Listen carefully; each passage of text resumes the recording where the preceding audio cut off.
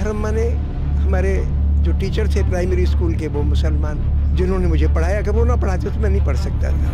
हमारे गांव का जो दर्जी वो मुसलमान, कपड़ा न सिलता तो कौन कपड़ा सिलता मेरे? किसान। यानी आम लोग जिनके ऊपर मेरी जिंदगी फिजिकल लाइफ और दिमागी दोनों में जिनकी भागीदारी रही, उसी तरीके से मुस्लिम बच्चों के लिए हिंदू टीचर्स, हिंदू किसान, हिंदू जुलाहे, इनने काम किया।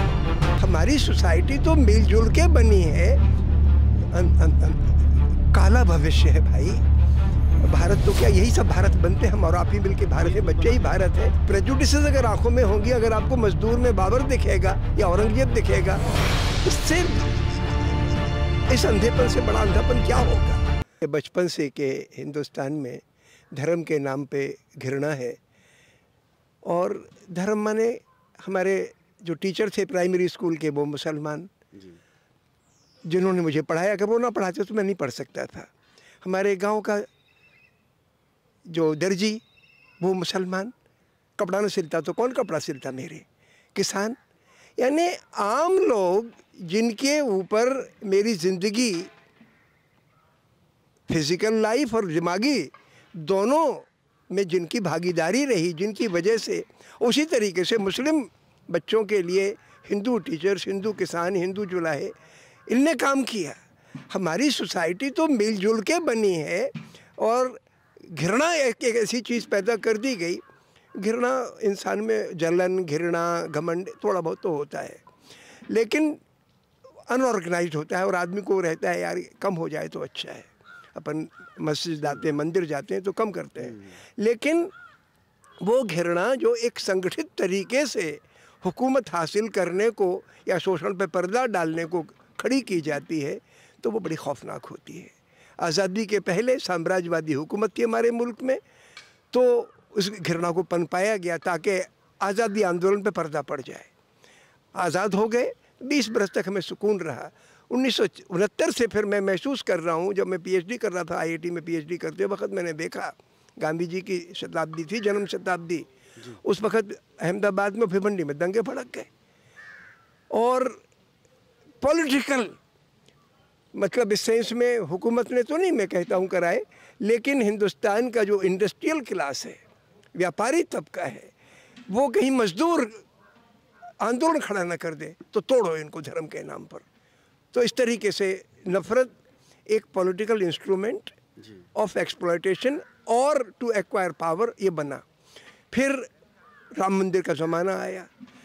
ये चीज़ इतनी घृणित रही कि हमने मंदिरों मस्जिदों को ये माना कि भाई वहाँ जाएंगे तो हमारे अंदर का ओछापन मिटेगा, हमारे अंदर का अहंकार मिटेगा, यही धर्म की रूह है। लेकिन ये तो घृणा फैलाने के अड्डे बन गए। और इतना बुरा असर पड़ा इन चीज़ों का कि हमारे ऊपर ऐसी हुकूमत अब हावी हो गई कि जो इंसान को इंसान से हर सूरत में जुदा करना चाहती है। तो वो मैं महसूस करता हूँ कि इसको रोकने की ज़रूरत है। तो इससे दो नुकसान हो रहे हैं। एक तो ये कि हमारे हिंदुस्तान के आम लोगों का, जिसके अंदर भी नफ़रत है, वो अपनी आत्मा को मिट्टी में मिलाता है। जब से बड़ी मशीनों का ज़माना आया, बड़ी बड़ी तोपें आई, तब से सच्ची बात कहने की ताकत बंदूक के ज़रिए नहीं कि आपने कहीं बम फोड़ दिया और अपनी आज़ादी की का गुरुला युद्ध चालू कर दिया, कुछ कर दिया, वो ज़माना नहीं है। अहिंसा के अलावा और कोई रास्ता नहीं है जुल्म से लड़ने का। और अहिंसा की ताकत आत्मा की ताकत है, सच्चाई से आती है, नफ़रत से नहीं आती।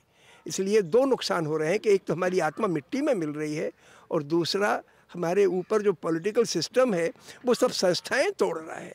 आज हालत ये है कि किसी भी कॉलेज में जाओ, फिजिक्स पे लेक्चर देने जाओ तो पहले पूछेंगे कि ये आदमी हुकूमत की बुराई तो नहीं करता।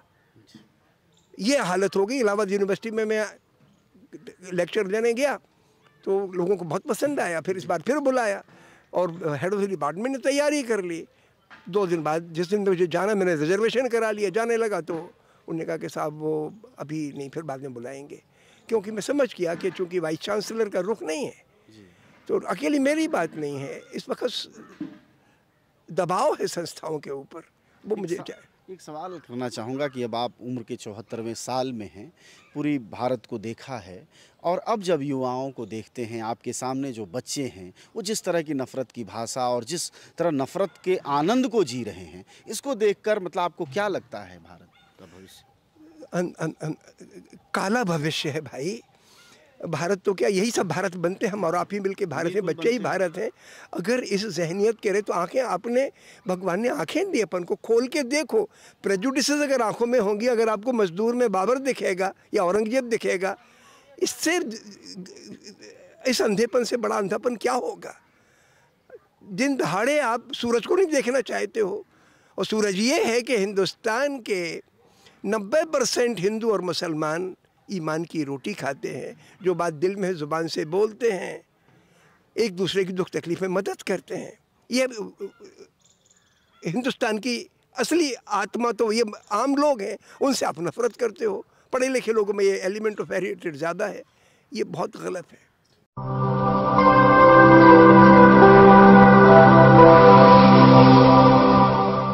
जन ज्वार जनता की